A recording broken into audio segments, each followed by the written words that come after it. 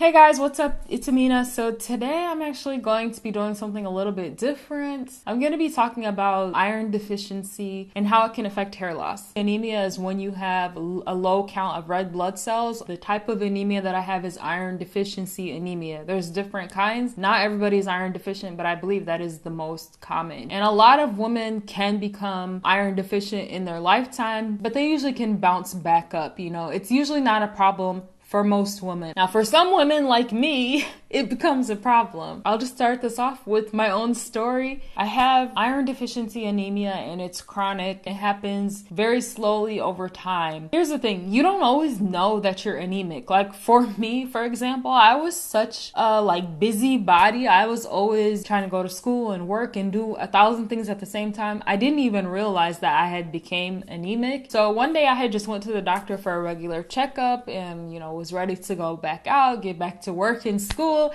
And the doctor literally stopped me and he was like, your hemoglobin levels are at a 6.6. And I was like, okay.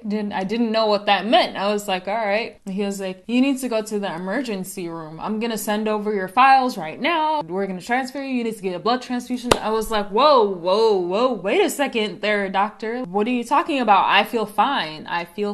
And he was like, you do? He said, your blood levels are dangerously low. The normal range is between 12 to 16. We start doing blood transfusions at anything below 8. So he made me go to the emergency room. At the time, I remember feeling completely healthy and I didn't understand how I was anemic, to the point where I had to go get a blood transfusion. In college, everybody's always tired. So for me, I did feel tired and a little fatigued, but I didn't think it was a big deal because, that's college. That's how you live in college. But looking back on it, I do remember two very specific instances that would have been a big sign for me. One of them was I had a class all the way on the 3rd floor. So it was up 3 flights of stairs. And normally I can walk those stairs. Now, I'll be a little bit tired by the top because I'm so out of shape. But this one particular day, I had to stop. I couldn't do it. I think I made it 2 flights and I couldn't do it. And I felt like I was gonna faint and I felt really weak and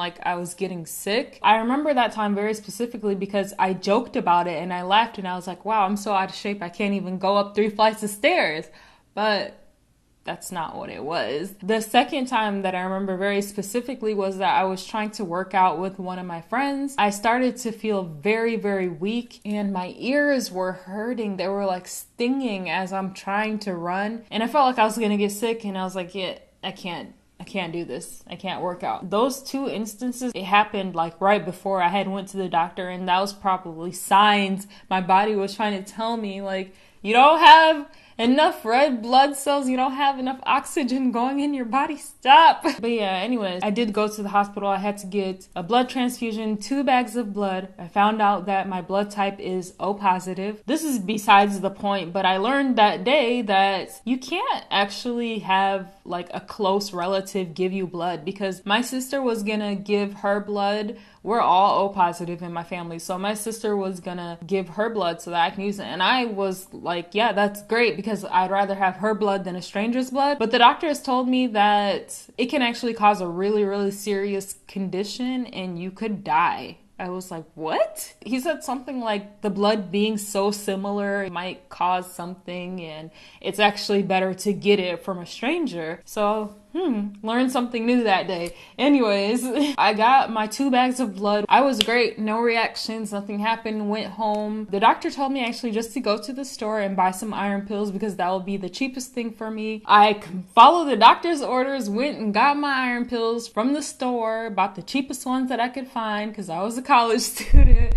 And after one day, I was like, no. For those of you guys that are anemic out there, you know that iron pills hurt your stomach. Iron pills are really harsh. They hurt your stomach and they can cause constipation. And for me, every time I took one pill, my stomach was in so much pain. I was working and going to school. I did not have the time to be trying to deal with a stomach ache every single day. So I was like, okay, these pills are not working, let me try something else. So I tried to get a different brand, but the same thing happened. My stomach was just really very sensitive to the iron pills. And I was like, okay, I can't take these iron pills. So I actually called my doctor and told him that these iron pills from the grocery store are not working for me. My stomach hurts every single time I take the pill. No matter what I do, you know, I've tried to take it with food. I've tried to take it with a lot of water. I've tried everything. It still was hurting my stomach. So the doctor actually gave me something else. I believe it was slow ferrous sulfate, or they call it slow iron. And it's supposed to like digest slowly so that you're not going to have a stomach ache and all the other crazy side effects. I took those pills for like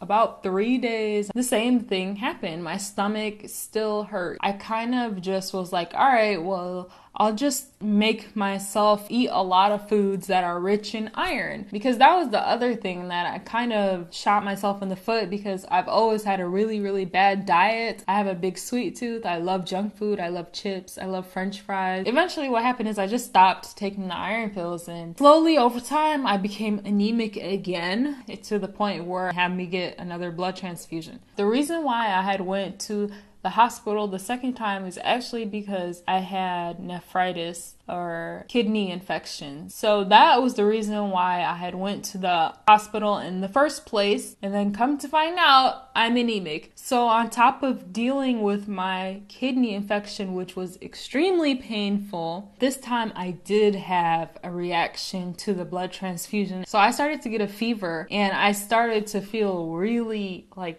bad, really hot, and the fever would not go down. For some reason, my body was just not accepting this blood. I don't know if it was the blood. I don't know if it was just my body at the time, but it just didn't want to accept this blood peacefully. Yeah, so after that, I learned my lesson, and I was like, oh, I need to start taking this seriously. You know, I don't want to be in the hospital again. I went to Whole Foods this time. I was like, let me get me some good quality iron pills, and maybe that will help me so that my stomach doesn't hurt anymore. Started taking the pills, and again, they were hurting my stomach, and they were causing some other symptoms as well. And so at that point I kind of just was giving up, and I was like, I don't know what to do. I've been doing research for a long time, and I found this natural doctor. They had recommended these pills, which I'm gonna get right now. They recommended these pills for me, and I went ahead and bought one, and it's the Mega Food Blood Builder. It's an iron and multivitamin dietary supplement, and this is different from all the other pills because you just take one of these a day,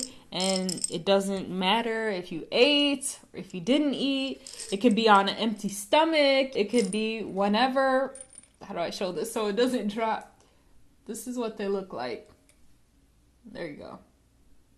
That's what they look like. These are the only iron pills I've ever found that don't hurt your stomach. It is non-GMO, it's gluten-free, it's certified vegan, it's soy-free, it's dairy-free. One pill is 26 milligrams of iron, and it also has vitamin C, folate, and vitamin B12 in there. Vitamin C is really good because that helps your body digest the iron. If you're taking iron pills and it doesn't have vitamin C in there, you're not getting the most that you can out of it. So always try to take them with vitamin C. I finished one of these completely, and then I bought 2 more. That's how excited I was. So yeah, if you guys are like me, if you guys are struggling to find a good iron pill, I bought these. I got them 2 for $50 online. There's not really a website. The best thing to do is to just Google it, because it's like everywhere has a different price. Now, how is this all connected to hair loss? So basically, over those 6, 7, 8 years of me being very anemic, what happens is blood carries oxygen to all of your organs in your body. When you're anemic to the point where, you know, you need blood transfusions, your blood is only trying to support the most important, the most vital organs. So the last thing that it's thinking about is trying to save your hair. So I couldn't put it together for years and years and years. I was trying to figure out why